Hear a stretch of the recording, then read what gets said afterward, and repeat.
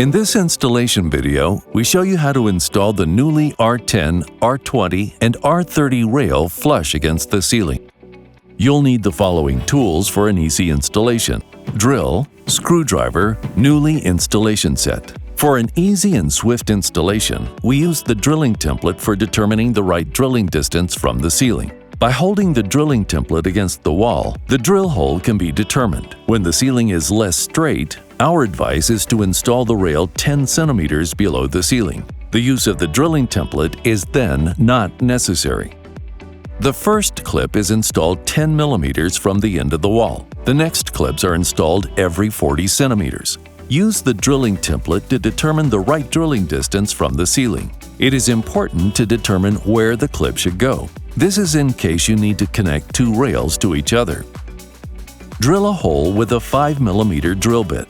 This depends on which plug is used. Then insert the plug into the drilled hole. Place the clip with the screw already in the clip in the plug. Be careful not to tighten the clip too hard while screwing it in. The clip could bend slightly. Tighten the clip. When all the clips are installed on the wall, first make sure the end cap is placed at the end of the rail.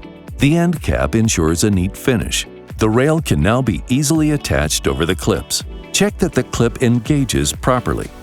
When connecting two rails, this is done with one clip. At the connecting point of two rails, the rails are placed on both sides of the clip.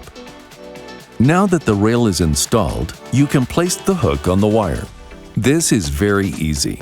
There are different hooks and wires available. In this video, we show you the H100 hook.